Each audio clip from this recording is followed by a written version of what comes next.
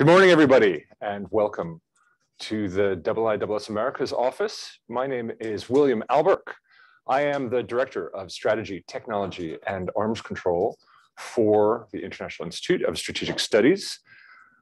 I am actually based in Berlin, and so I'm very grateful to be in the IISS Americas office, run by EJ and Lee, and thank you so much for hosting us here and for the support of the wonderful team and having us. It is very exciting to have an in-person event. I'm glad that you could all make it here this morning. Hopefully grab some coffee and muffins and prepare yourself for a delicious feast of talk about Iranian missiles.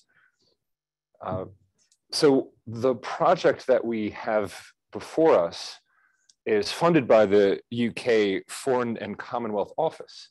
It comes after a project they had us do starting in October 2020 to assess Iranian missile capabilities. And that report came out exactly a year ago. This project is to look at what the options are in terms of diplomacy in addressing Iranian missile threats. And first, before I introduce the panel, let me also introduce the Strategy, Technology, and Arms Control team. We have Chelsea Wiley.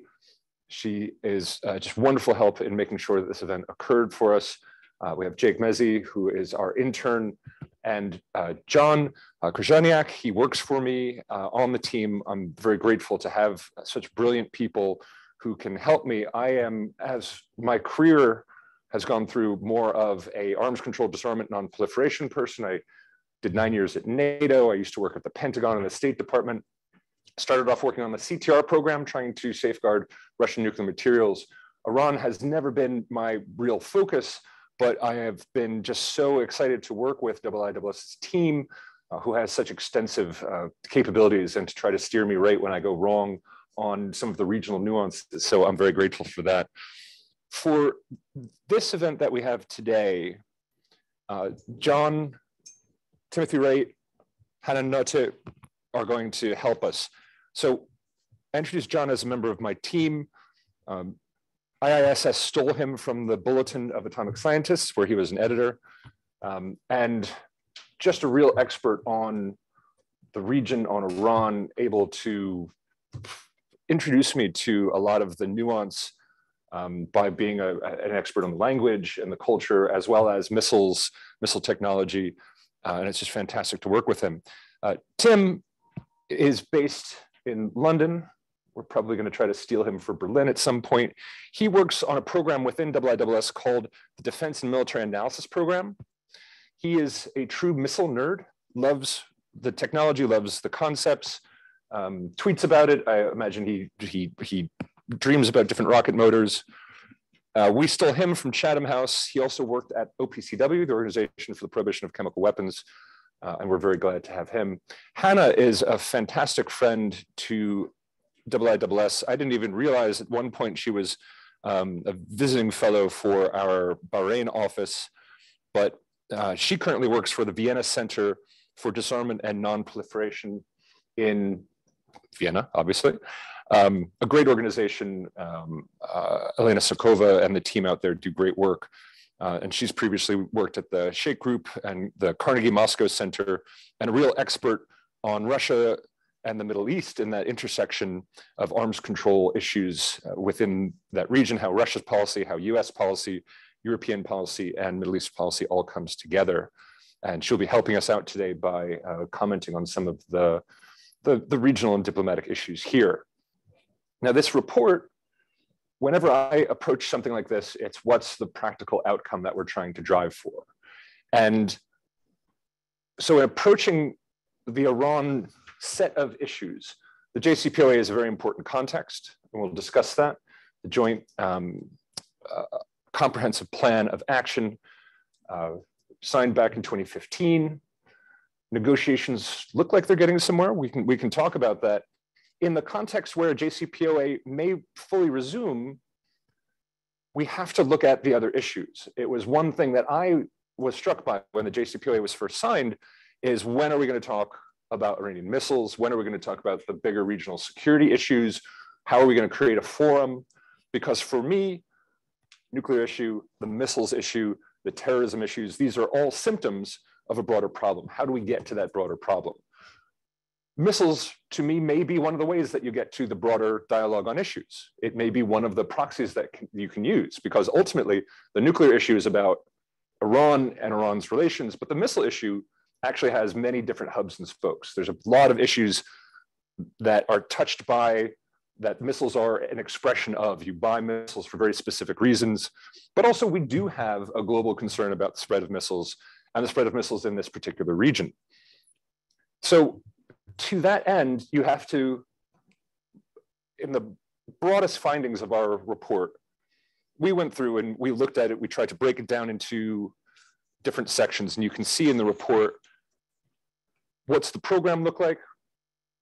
Again, the report last year goes in much more depth, but still, if you were just to look at this report in isolation, to explain the Iranian missile program and its history, but then what are the drivers of the missile program? Why is Iran in particular buying, building, developing technologies, investing so much? And are there reasons why Iranian missiles are a particular problem compared to other countries? So we try to get into that. And then we talk about getting to the negotiating table and what are the different options? How would you approach the Iranian missile program? Would you do it by just talking to Iran about working out their constraints? Would you do it through a multilateral approach? Should you do both? And so that's how we structured the report. But the key findings for me, whenever you approach anything, you've got to figure out what's the end here. It's not just to negotiate on missiles. What are we actually trying to aim for? Because depending on what you're trying to aim for is going to determine what configuration, what parties do you need? What systems are you looking for? What's more destabilizing versus less destabilizing? I always try to have this issue when we talk about missile proliferation. Why in particular missiles? What are you worried about? What do missiles do? And for me, it's usually about things like cruise missiles, which are harder to detect, harder to defend against, tend to be prompt first strike kinds of weapons. Those tend to be destabilizing, okay. And are there things about the way Iran treats missiles that are a concern? Well, the fact that we now have, for the first time in history, non-state actors with precision-guided missiles, that's a problem. From a proliferation point of view, from a stability point of view.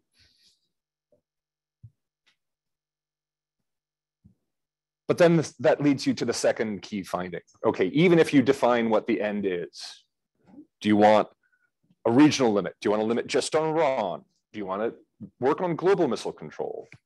Whatever your end is, then you're going to have to take into account the regional issues, because when you really look at what drives Iran's missile program, it's regional issues. And if you can't talk in some way about regional security, if you can't get the right players around the table, it's going to be very difficult. Of course, I'm also mindful of what our friend Jeffrey Lewis told me.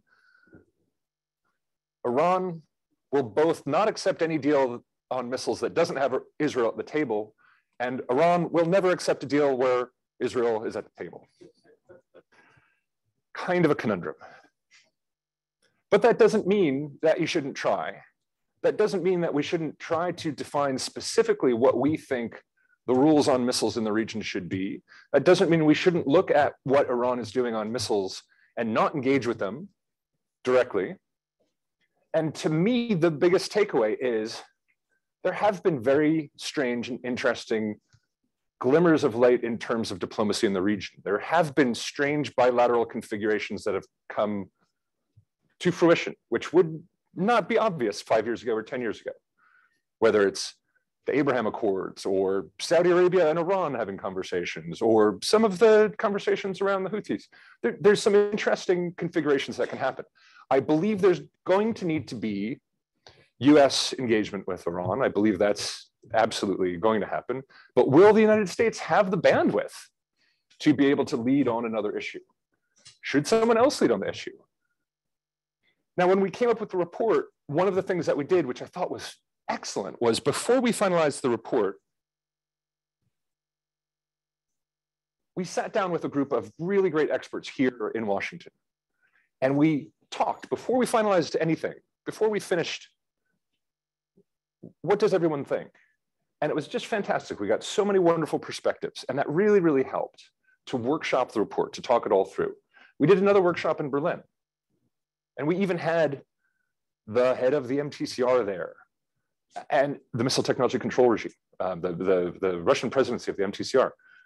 And to get all these different perspectives before we finalized, so that we could talk these ideas through with the experts in government, in international organizations, in think tanks, regional, technical. This was really, I think, very helpful. And I hope the richness of the conversation that we had, the fact that we conducted even a survey where we asked questions of experts. We didn't get hundreds of replies, sadly, because being new to the NGO world, I did a really extensive list of questions and I thought, oh, this is fantastic. Everyone's going to want to give us lots and lots of answers. And some people said, I'm not going to write 10 free pages for you. That's crazy. So a lesson learned there. But still, the answers that we got were just so excellent. The people who did devote the time to give us answers were so excellent. So I feel like this paper is the result of a conversation that we have had with the expert community. And I want today, after we finish presenting, after I shut up, to let you all join in this conversation, because ultimately I think this is an issue that must be addressed. Ultimately, I think we have to think together and work together on how better to control missiles.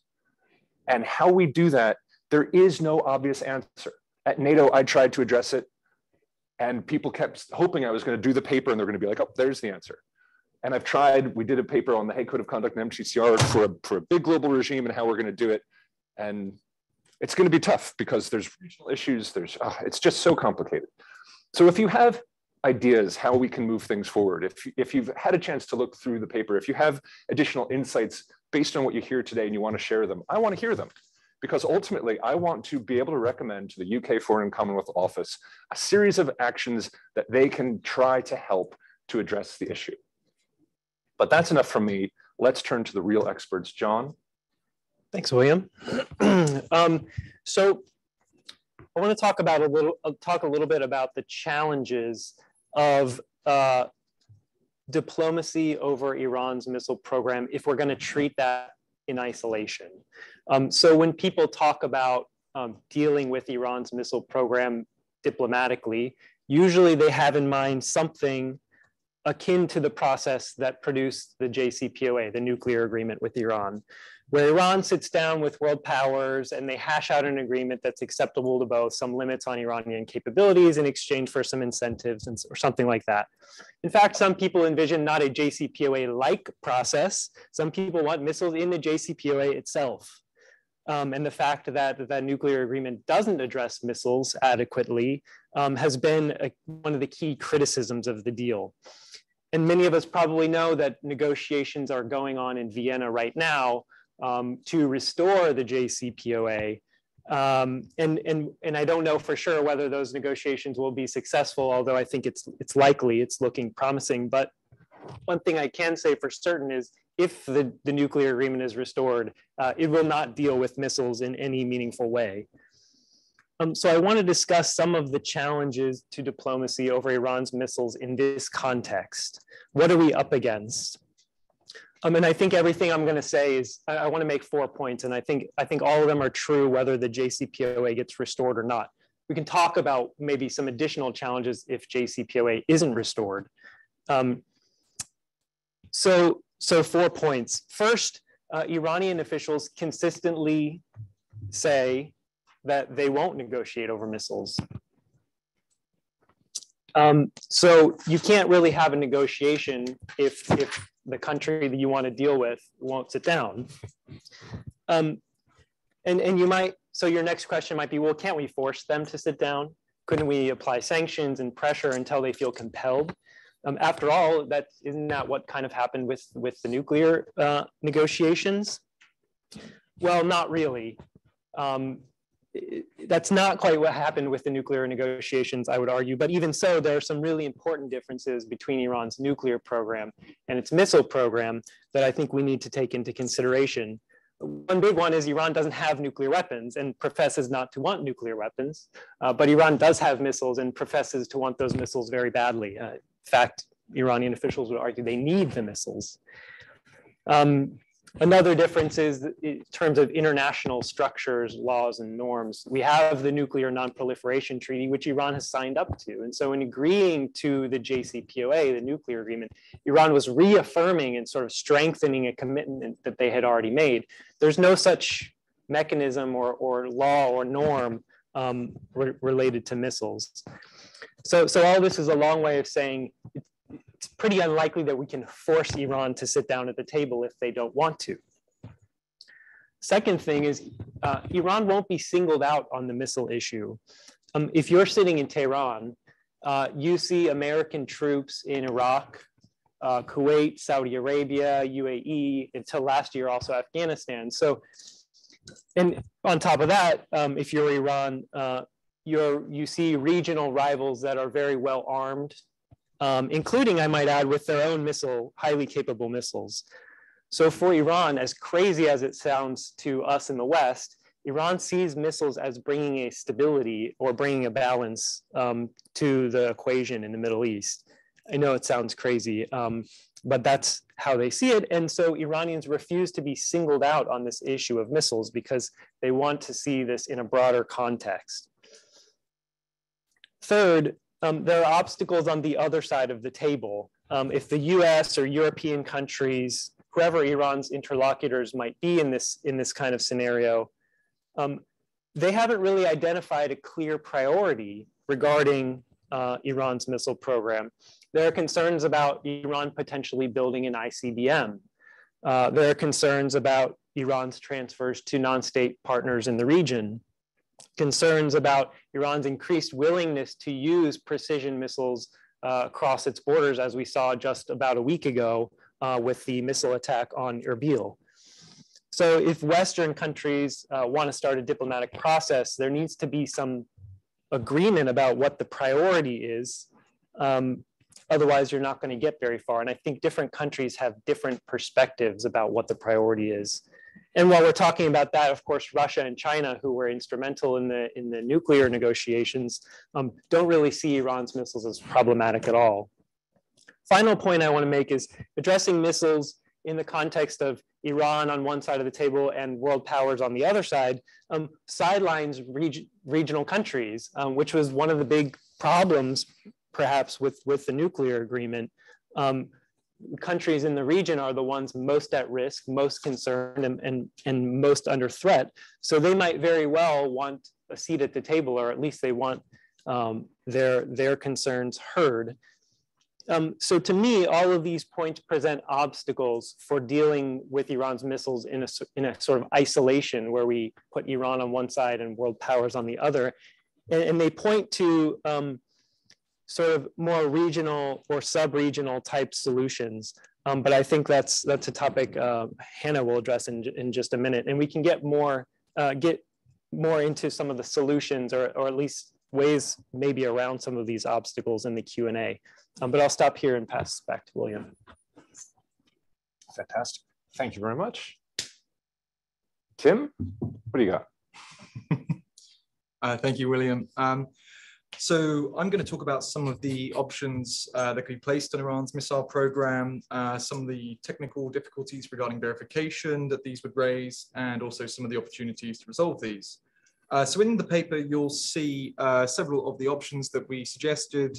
These are a moratorium on missile test flights, formalizing the 2,000-kilometer range limit, a ban on new types of missile systems, and transparency measures. So to talk very quickly about a moratorium, so missile programs require test flights in order to establish the reliability of the system. Without these, of course, you might not be actually certain that the system will work when it needs to work. So implementing a moratorium should be fairly straightforward. States can use existing national technical means, i.e. space-based sensors and satellites, to monitor any agreement. But there are some technical and political difficulties with this approach. So the first issue concerns definitions within the agreement. So would, for instance, a moratorium extend beyond ballistic missiles to also Iranian space launch vehicles? Now, some rocket technologies have dual uses, and a concern is that if SLVs are excluded from a moratorium, Iran could masquerade tests of military technologies under the guise of a civilian program. And as well as that, there's also the problem around cruise missiles. Now, Iran's ballistic missile program has been the principal source of concern for many years, but its cruise missile program has been steadily maturing as well. Now, cruise missiles are much more difficult to detect than ballistic ones, as they emit smaller infrared signatures. And Iran has also used its cruise missiles for targeted strikes in Saudi Arabia and the UAE, most prominently in 2019 against 2 Saudi Aramco processing facilities, which temporarily halved Riyadh's oil production. The second problem is the issue of testing by proxy. So Iran might seek to cheat a moratorium by transferring newly designed or developed systems to third parties and have them conduct the tests themselves. Now, in a way, Iran already sort of does this. It does a testing by proxy program through the transfer and use of ballistic and cruise missiles to the Houthis in Yemen. And it amounts to a form of field testing where it provides Iran the opportunity to assess the capabilities and reliability of the system and also refine the technology and the tactics that are around that. And a third issue is testing by other means. So Iran just might simply conclude that some systems, which are variations or upgrades of existing ones, could enter service without the need of being flight tested. Now that sounds pretty crazy, but Iran's testing regime is already pretty lax by Western standards, and it sometimes might only test a missile once or twice before then it declares it to be operational. So stepping down a little bit for a system which is already quite proven is probably not a huge jump. But then that means that Iran might not actually be confident that its new systems would actually work when it needs to press the button to fire them. So what are some of the opportunities for resolving this? So regarding definitions, I mean, it's unavoidable that some technologies that are tested in civilian programs could be repurposed for military ones. So some aerospace technologies, such as turbo pumps, are just so incredibly entwined that you just can't pull them apart without actually saying, Iran, you can't have an SLB program either. So a way to potentially resolve this is to allow Iran to have a civilian program, but conduct launches under very strict conditions. So Iran could, for example, supply telemetry data, which is flight test data for missiles, allow international observers to be present and attend launches, and conduct visual non-obtrusive inspections of rockets before they're launched. Regarding Iran's cruise missile program, so some of its larger systems are probably easier to detect than smaller ones, as they use fairly large boosters, which throw out a lot of heat.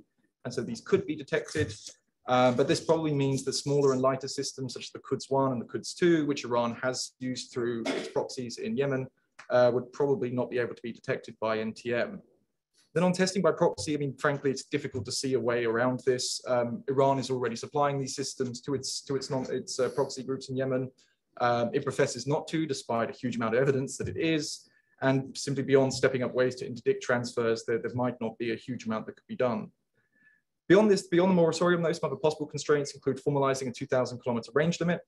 So Iran's leadership has said that it's focused on improving the accuracy rather than the range of its systems. And for the most part, it has stuck to this voluntary 2,000-kilometer range limit. So negotiations could try to formalize that into an agreement. And again, Western governments can use NTM or Iranian-supplied pre-launch notifications and data to determine if Iran has tested a missile that goes beyond that. But again, a problem with this approach is that it wouldn't remove any of Iran's existing missiles. They're all going to still be there. And while this is going to provide security for states outside of the Middle East, particularly in Europe, it doesn't do much for states inside the region. There are also challenges with SLV incorporation, as I described earlier, which is very similar, and also the possibility that Iran could circumvent the agreement by testing a missile with a heavier warhead and swapping that out and putting a lighter one on and achieving greater range. A ban on new types of missiles as well is another sort of idea that was come up with. And this would have Iran commit to not developing any new types of systems, but keeping those within its inventory. Now, this won't solve the immediate problem of Iran's missile arsenal, but it would prevent it from developing longer range systems, which is a concern, especially for Western governments. And this probably wouldn't be too controversial for Iran either, because it believes that its deterrent is already sufficient and it allows it to keep that. But it might be very difficult to establish what a new type of missile is. Iran has got a really diverse missile arsenal, and it frequently makes incremental upgrades of this. I'm sure, as John knows, it's already incredibly difficult to track existing types of systems through the open source. And so it'll be even harder it might as well be hard for an international agreement to actually know what is new and what is not. But providing precise definitions and utilizing existing languages that have been used in other arms control agreements, such as those used in the SALT talks, would be one way to possibly overcome this. Finally, Iran could agree to transparency measures. This would probably be the least ambitious option, but it might also be the easiest. And the purpose of this would be to encourage Iran to accept some very basic transparency measures. So this could involve joining the Hague Code of Conduct, the HCOC, or replicating some aspects of it, which provides then an off-the-shelf example for Iran to provide a little bit more transparency on its program. And if this was successful, and if Iran decided to just take a few measures on board, this could be added to in time as well, which could eventually result in joining the HCOC or other regimes and agreements. Now, each of these options have some drawbacks, and none of them are going to resolve the concerns surrounding Iran's missile program. But these options will provide some security benefits for Western states and those in the Middle East as well. And what we assessed is that the risks of trying and failing are negligible, and therefore they should be pursued. And so with that, I'll wrap up. Thanks, William. Thank you very much, Tim. All right, so now let's turn to Hanna. Hanna, please. Yes, can you hear me? Loud and clear. Thanks very much for the invitation to join today from Berlin. And first of all, congratulations on releasing an excellent report. I'd like to offer sort of two broader sets of reflections on a particular section of the report, that which looks at diplomatic pathways forward for regional missile talks. So I'll go a little bit away from the Iran issue narrowly. And first, I want to look at challenges to create a regional arms control process based on our historical experience to date. And then also, I want to briefly reflect on how the war in Ukraine, which admittedly started after you had written this report, how that might affect the outlook for addressing missile proliferation in the Middle East. And these reflections are not to criticize what I think are very constructive and comprehensive ideas put forward in the report, but just to point to some of the obstacles that we might face going forward. So if we start with the historical lessons, now in the early 90s, we had the Arms Control and Regional Security Working Group, also known as IISS. Admittedly, that had a very limited focus on missiles. Missiles were sort of looked at in the context of CBMs and transparency measures. But since this was to date the most comprehensive effort that we had at a regional arms control process, it's still very instructive to look at what did and didn't work. So if we start with participation, your report discusses very well the difficulties in identifying the best format for starting regional missile talks, the pros and cons of building on a bilateral format like Iran-Saudi, having 6+2 or 6+2+2, really to kickstart a conversation. Now in IISS in the early 90s, it was considered a bridge too far to have Iran, Iraq, and Syria at the table, Iran, Iraq, and Libya at the table, and then Syria and Lebanon chose to remain absent. The problem here was that from Israel's point of view, you couldn't really move towards a serious conversation on arms control if those states remained outside the process, especially since there was no guarantee that they would join later. And then it was unclear that if they did join, would you have to renegotiate what you had already negotiated? So I guess going back to your report, a process that doesn't include all countries with relevant missile capabilities from the outset, yes, might be politically more viable. I agree with that, but it may create disincentives for participants to actually implement constraints if they cannot be certain that others will reciprocate in the future. Also regarding participation, what you had in the case of IISS was an outside sponsor with overwhelming leverage, and that was the United States, to get this process off the ground and to keep it going. Russia at the time was really considered a useful but not indispensable co-sponsor. Of course, today, Russia and China are very different players in the Middle East. I think if Iran was ever willing to discuss its missiles in a process involving extra-regionals, it would likely insist on Moscow being at the table. And since global powers are, of course, also critical exporters of missile technology to the region, I think their lack of support for any regional constraints would be a real problem. And of course, we need to discuss how likely it is today that China, Russia, and the United States, Europe can align in support for a regional missile track, and I'll come back to that. Now, besides the question of incrementalism in participation, there's the question of incrementalism in substance. So starting small, perhaps with CBMs, and then going more ambitious later. Again, if we look at IISS, here, an incremental approach in substance was really the product of a tension between discussing nuclear arms control on the one hand and regional security on the other. And the way that tension was then sort of dealt with and operationalized was through different negotiation baskets and acres, which then proceeded at different speeds. I'm simplifying a little bit here, but basically Israel was ready to work incrementally on CBMs, argued that progress on those should not be held captive to progress on arms control, whereas Egypt became increasingly nervous over time that Israel was not willing to discuss the quote unquote elephant in the room, its nuclear arsenal. And I think this points to this fundamental tension, which is what is a prerequisite for regional security and what is a product of such regional security? And that sort of chicken and egg problem, that tension, was never resolved in acres. It was masked over by this incremental approach. And I would submit to you that this fundamental tension would likely afflict any regional missile talks as well. I just want to say a few words on the UN WMD free zone process, or a distinct UN-led process, since you put it forward as one possible pathway for discussing missiles in the report. Of course, in the context of the zone, there's been many complexities regarding sort of dealing with the delivery systems. You have some states arguing that once you actually have a zone that deals with the WMD, delivery systems becomes a moot point since you dealt with the payload. Others argue the opposite, that delivery systems is a good entry point to get to the WMD. If you look at the conferences that have so far happened in the context of the zone, you see that this issue stands very much contentious and unresolved. And I think even if you were able to address WMD means of delivery in the context of the zone, you then still wouldn't have necessarily resolved the issue of ballistic missiles with a conventional payload. So lots of, I think, definitional and procedural issues there. There are other complexities and constraints coming out of the acres or the zone experience that we could discuss. I'll leave it at that. I just wanted to end by suggesting to you that there are perhaps three fundamental questions regarding how the Ukraine war could affect the viability of regional missile talks if you accept that we're in for a protracted confrontation between Russia and the West, which I would argue we are.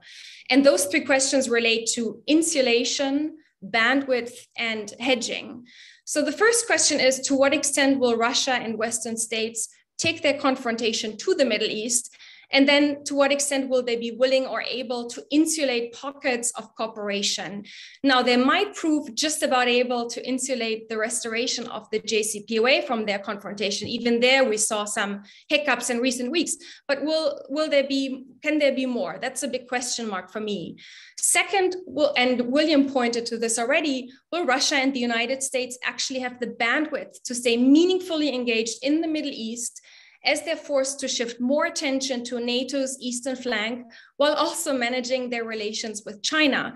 And when I say bandwidth, I mean both bandwidth to pursue diplomacy, because I think a regional missile track would be a serious diplomatic heavy lift, but also bandwidth to engage in competition by supplying strategic technologies.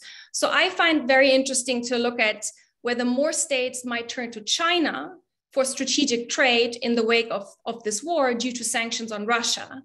What would that mean? That would impact on the missile landscape in the region. And if the US has less bandwidth to be engaged in the region overall, then what conclusions will the US regional allies draw for their own security? And then the third question, which is very much related, is whether the current attempts by key regional states, especially the UAE and Saudi, but also to a lesser extent Turkey, to balance between Russia, China, and the United States will be sort of viable over the medium term. I think the answers to these questions will affect the viability of diplomatic pathways for dealing with missiles going forward, and perhaps we can come back to them in the Q&A. Thank you. Oh, well, yeah, fantastic. The heaviness of your final points there, the Ukraine war and how that will impact, the viability of the UN Security Council. Can Russia be seen as a guarantor of peace? One question that I've been getting a lot from media is, if Russia uses nuclear weapons, bets are off so much in that kind of case. And so one of the questions we got online, which I just want to immediately jump into then, is from Johannes Ahlefeldt, who's advisor to the SPD in Germany. Hanna, can you elaborate on Russia's threats to derail the current negotiations with Iran? And are they blocking consensus, or do you think that's been solved? Do you think, what role is Russia playing? I'll note also that my good friend and predecessor here at IISS, Mark Fitzpatrick, has been engaging in some online Twitter duels with the ambassador, Mikhail Ulyanov, who I know very well about this, because it does appear that Russia, before this crisis, had been taking very much a sort of a Sherpa role. They were going to help oversee this. They were going to help make this happen. And then at the last minute, asking for this, some sort of relief on the sanctions in Ukraine if the Iran deal went through. Hanna, what's your assessment of that? Sure, thanks, William. I mean, I have no sort of special insights beyond what's in the public domain on the issue, but I will just say that, of course, for the longest time, even the sort of ratcheting up prior to the February 24th invasion of Ukraine, the JCPOA talks remained remarkably insulated from this broader tension that we saw between Russia and the West. I mean, Ulyanov and Rob Malley and others were sitting in Vienna. They continued to sit in Vienna and talk even after the invasion. Then we get to sort of early March, I think it was around March 5th, when Lavrov comes out with the statement demanding sort of further guarantees that sort of Russia's broader trade is, that it gets guarantees that that is exempt from any Western sanctions on Russia in the context of the Ukraine crisis.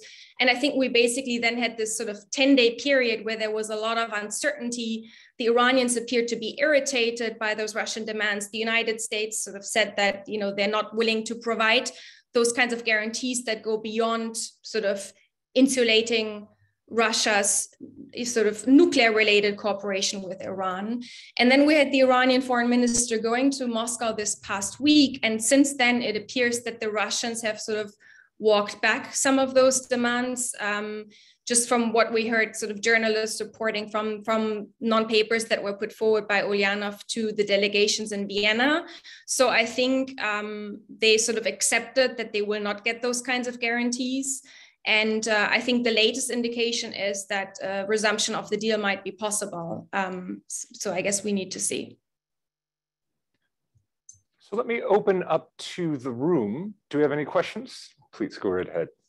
And please, when you do introduce yourself for our live audience, we have about 60 people online listening. So thank you very much. Very, very interesting insights. I'm Benjamin Pedrini. I'm a research fellow here at IISS Americas. My question is for John, but any of the panelists. You mentioned that Iran does not want to single out the missile program in any sort of comprehensive negotiation on regional security arrangements. What is the argument against that? So why would we want to negotiate that separately, and why is the missile program so different, or what makes it to stand out compared to any other proliferation, military proliferation or escalation or weapons acquisition?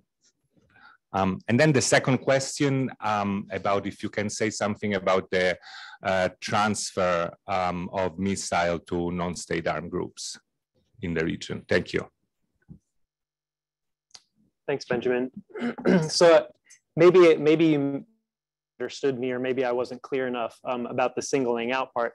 What I meant was Iran doesn't want Iran to be singled out when there are other countries in the region that have missiles. So Iran's stance is, if we're going to talk about our missiles, let's talk about everybody's missiles. Or if we're going to talk about our missiles, let's talk about other countries' offensive capabilities more broadly. So I think that's kind of what I meant about singling out.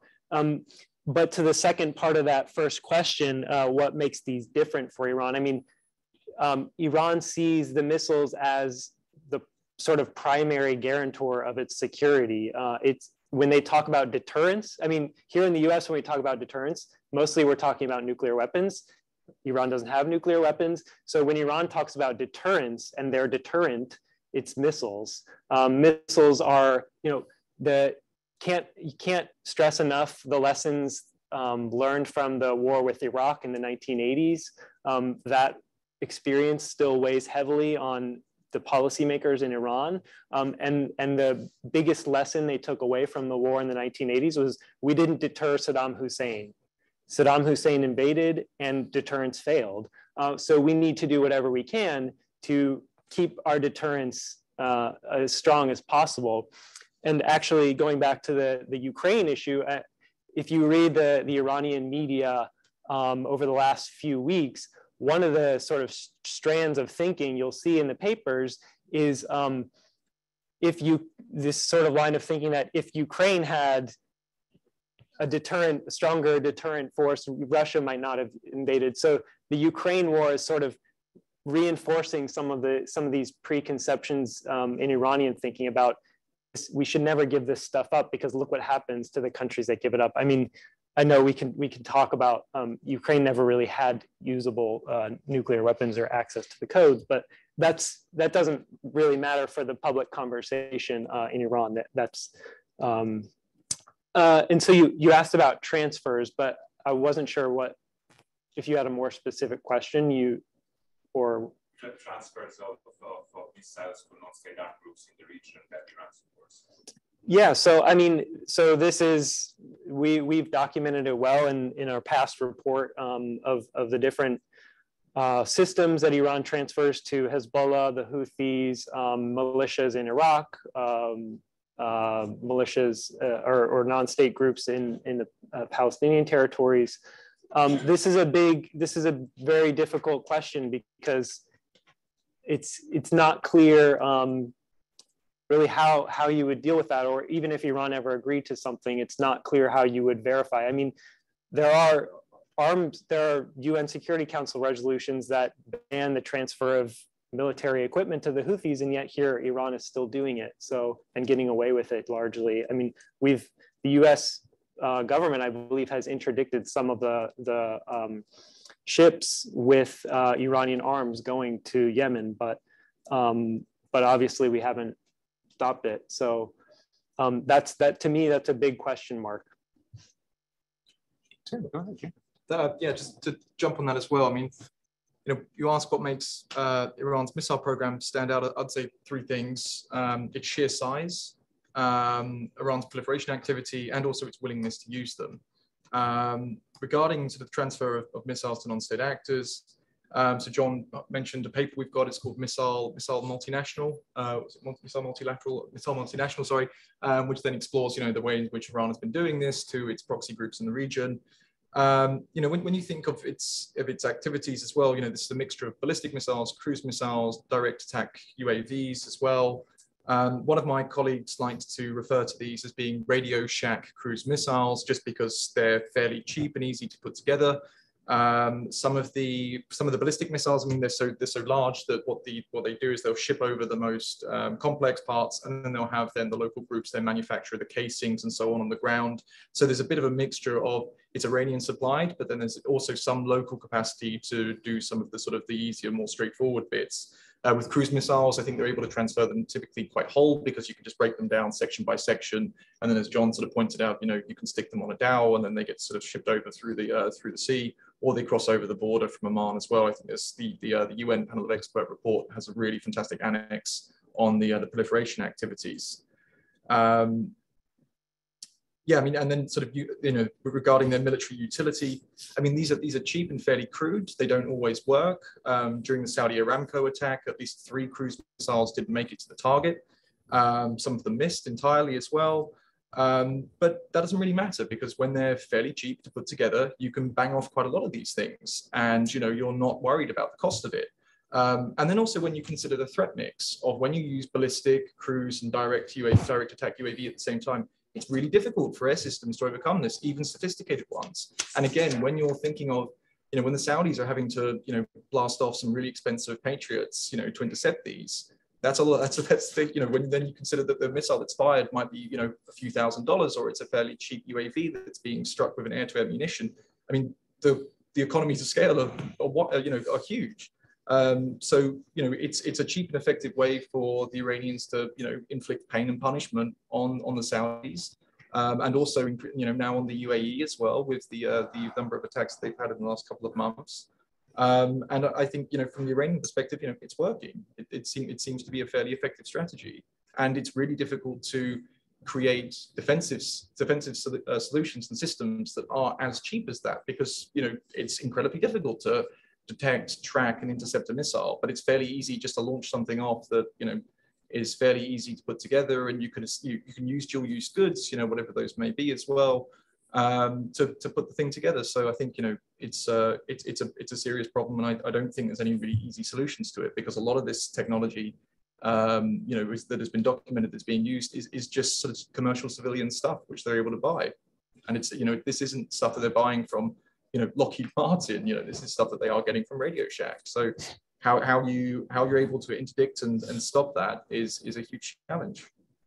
Let me just take a couple questions from online before I turn back to the room. Questions on China.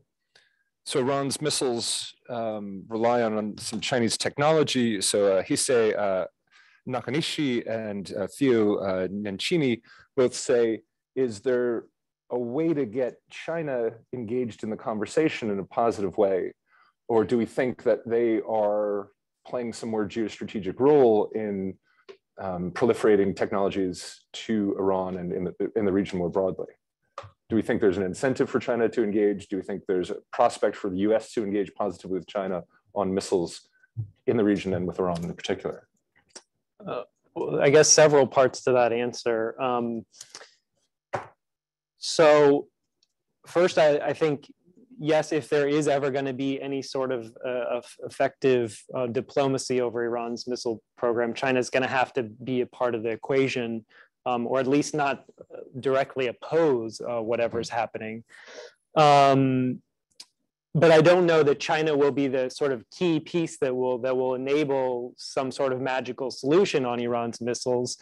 First, because as you already alluded to in the question, I don't think China is particularly interested in sort of dealing with Iran's missiles or particularly concerned about them. And second of all, I think Iran has built sufficient indigenous capability that China is really not a big piece of the equation anymore for the production of missiles and the development of missiles in Iran. Yeah. Wait for the microphone, please. Yes. Yep. And please remember to introduce yourself. We've still got a David Jordan, IISS. Thanks for a great set of presentations. My question is, we're seeing a lot of movement in the geopolitics of the region, particularly with the highlighting by both Saudi Arabia and the UAE of OPEC plus, and of course in the plus, the largest component of the plus is Russia.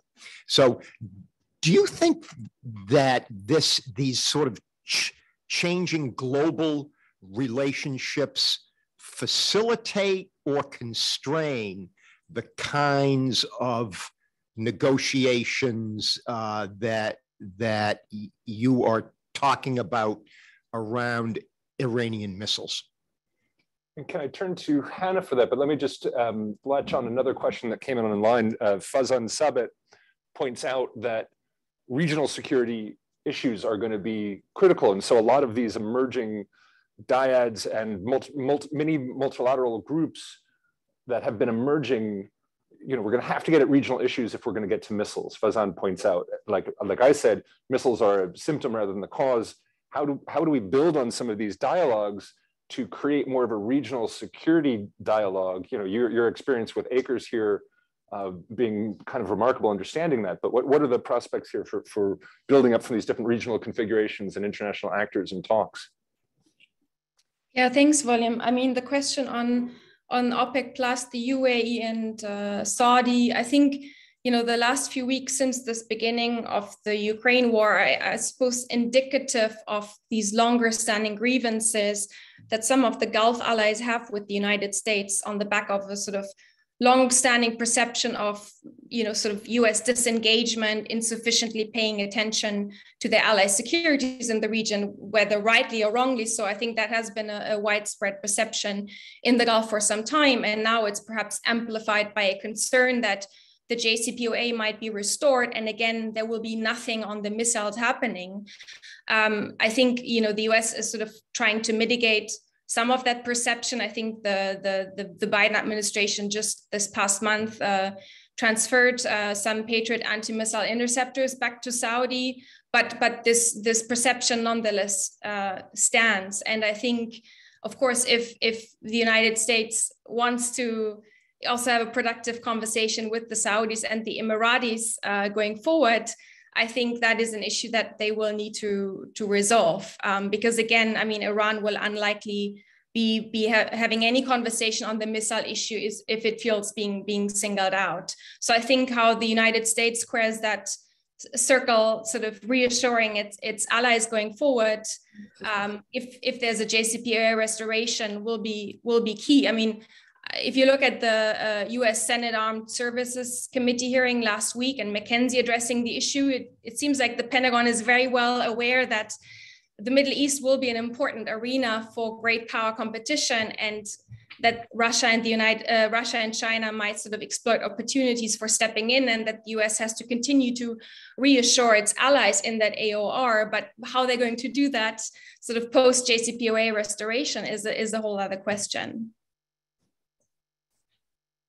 To add a little bit to help answer David's question, I mean, I think the answer is it depends kind of on what you're talking about, which moving pieces you're talking about. But I see most of them as somewhat negative. I mean, for example, the Abraham Accords, I mean, are basically about driving Iranian isolation further, and the more isolated Iran feels, I think, the more unlikely it is that it's going to want to sit down and have a productive conversation in a regional context. I think Iran only wants to continue these regional dialogues insofar as it feels like it has the upper hand. So to the extent these shifting geopolitical pieces weaken Iran's hand or perceived to be weakening, then I think it's an overall negative. All right, we've got two questions in the room over here. Well, yeah, let's take the three questions. We'll do Ed first, and then right in the front here, and then in the back there. Thank you, Edward Ift, Stanford University. I have been involved in the Middle East WMD free zone process, and I was also involved in the ACRES efforts. I haven't had a chance to read your report, but maybe we should think a little more about the WMD free zone process. The UN resolutions that establish that always add the words "and their means of delivery," without a lot of thought about what that means or what to do about it, but it is there. I mean, the WMD zone process, it does exist, although Israel has not been there recently, and the process isn't exactly charging ahead. But unlike the other ideas that we've all been thinking about, the WMD Free Zone Forum exists. It contains all the relevant countries, and missiles are already there in its mandate. Thank you. Can you hand the microphone forward one seat here? Great, thank you. Hi. Oh, yeah, Rob Mogilnicki. Rob Mogilnicki. I'm a senior resident scholar at the Arab Gulf States Institute in Washington here, and a adjunct professor at Georgetown and GW. I also had the pleasure of serving Hanna cheap beer as a bartender at St. Anthony's College when we were graduate students. It feels like a long time ago. So nice to see you, Hanna. My eyes were immediately drawn to the Arab Gulf countries could also offer incentives of a political and economic normalization dimension, including specific and economic projects. And I guess recently we've seen examples of, if not political normalization, dialogues between the Saudis and Iranians, other Gulf Arab governments, and there have always been economic engagement of an informal and formal nature between the Arab Gulf and Iran. But I don't feel like this is moving in any substantial way, and probably won't, at least unless there's a new deal and even thereafter.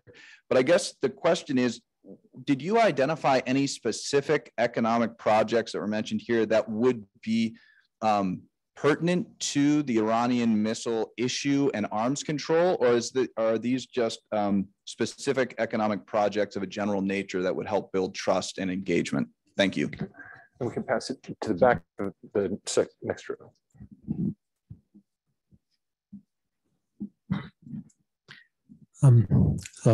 Hi, thank you. Thank you very much for the very interesting panel. And your report highlighted very important issues with Iran's missile proliferation, and you put forward very interesting solutions. But most likely they won't work. I published a policy note article in 2014 putting forward very similar solutions, and more briefly, of course. But one single issue with Iran's military thinking, Iran's missile program and proliferation is the ideological aspect of it. Which was missing from your report and many other reports. And I have reasons to believe that Iran's missile project from the very beginning was not a defensive program, was not to deter its enemies. It was an offensive program aimed at serving its regional objectives. And most important of it was removing Israel from the Middle East. And I think it is still the same objective, notwithstanding JCPOA 2 will be in effect or not. And I think addressing the ideological aspect of Iran's military thinking is very important in reaching any regional non-proliferation, which includes missile programs. And as you correctly mentioned in your report, a holistic solution is very much needed. Thank you very much. I'm sorry, what was your name and affiliation? No, so sorry. I'm Farzin Nadimi, and I'm an associate fellow with Washington Institute. I work on Iran's military systems and its military thinking. Thank you. Thank you very much. So let me turn to the panels now, because we're just running out of time. And just to throw into that the last question we got from Fazan, Abbas Faiz online says, what if the answer is no? What, failure is certainly an option here. But again, any of those three questions, any aspects that you want to answer? Let me start with Hanna, and then we'll come back. Hanna? Yes, thanks, William. Perhaps I'll take Edward's question about, whether it's not, after all, the WMD free zone process under UN auspices, which at the end of the day is a process that we have, is sort of a best avenue to probe this missile issue. And of course, I generally agree with the contention that since this process exists and a lot has been invested in it, one should probe sort of what's possible. But again, first of all, I'm personally very pessimistic given Israel's position on the process from the outset, that Israel could be convinced in any way to join the process. There, I'm just very pessimistic. I think the Israelis will be more willing to engage on that issue in a regional format, if at all.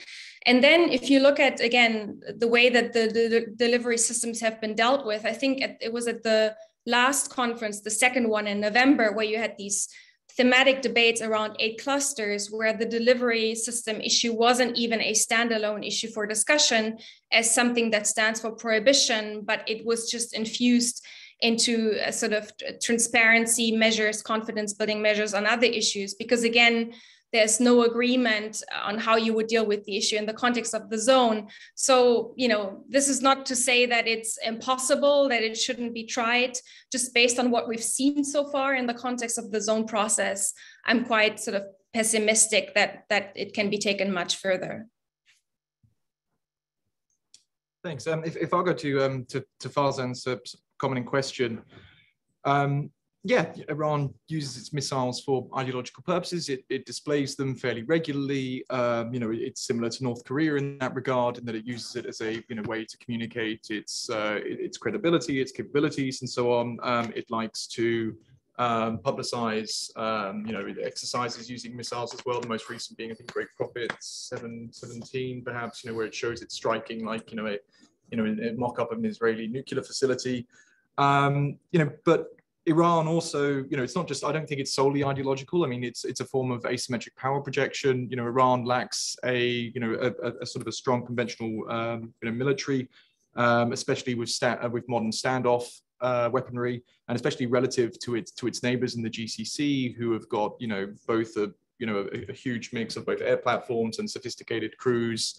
And also some of them also have fairly substantial ballistic missile arsenals as well. I mean, it's just a way for it to make up for its, you know, its inferiority. So I think you're right, there is an ideological aspect to it, but I do think also from just a purely sort of military, you know, tactical standpoint, you know, it invests in missiles for the same reason why it invests in, you know, small boats to then, you know, sort of, if it needed to flush those out and make the Persian Gulf very difficult to navigate in the event of a conflict. I mean, it's just a way for it to make up for its, you know, its lack of, you know, a modern military. So I'll just sort of put that out there. Thank you.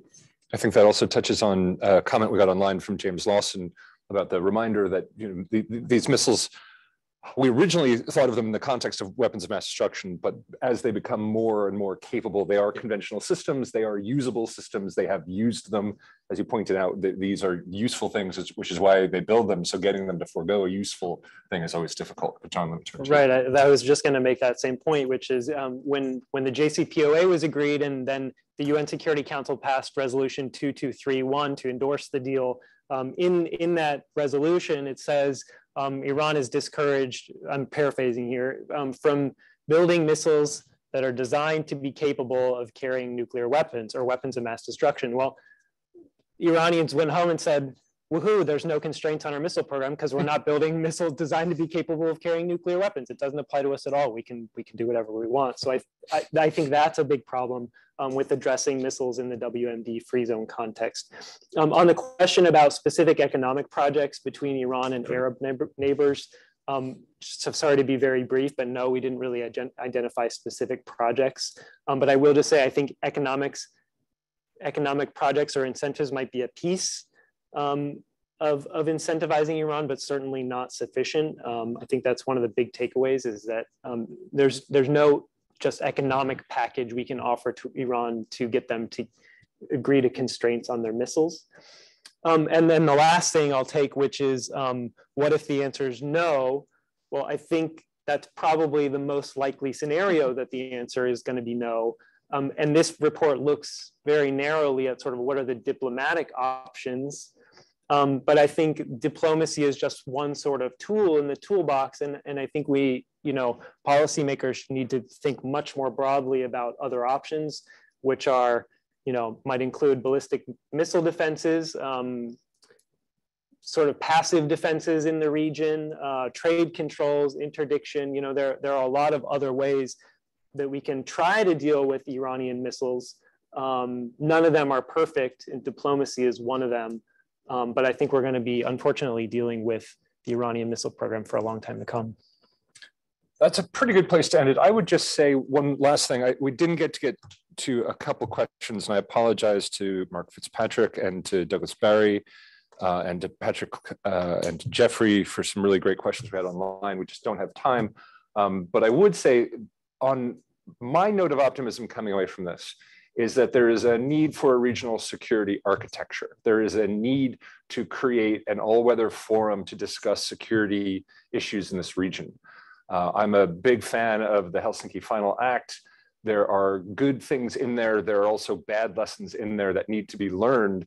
But without any kind of regional security dialogue, you're not going to get to missiles. You're not going to get to a lasting solution to the nuclear issue. But not addressing it is accepting that not only will there be an infinite missile cascade in the Middle East, vertically and horizontally, but also the real possibility of a nuclear cascade, a nuclear proliferation cascade in this region. And I think when I hear countries in the Gulf start talking about nuclear power, you know, the nuclear power program has incredible crossover with nuclear weapons capabilities, as we've seen. The idea of the right to enrichment, the right to separate plutonium is also the right to have a hedge on nuclear weapons. And so I think we really have to ask ourselves, can we afford that future where you have more and more missiles of more and more capability and hedge nuclear capabilities and the possibility of actual nuclear capabilities? I think the answer is that is not something that we'd find acceptable. And I think even the Chinese would want to see stability in the Middle East and energy prices more than they'd like to see some profit for one of their, production capacities or something like that, even though that's not necessarily relevant anymore because that horse has left the barn. But maybe we could get them into positive solutions. We'll see. I want to thank you all for being here today. I want to thank everyone online. We had 50 people last with us from a 66 start, so I think that's pretty good. And again, thanks. If you think of things, if you read the paper, if you want to engage more, please reach out to us. As I said at the start, I want this to be the start of a conversation because as our friend pointed out in the room today, Fazan pointed out, this is something that's been discussed before. These ideas are not new, but we must approach them again with energy. These problems are too great to ignore. Thanks again, everybody, and have a great day.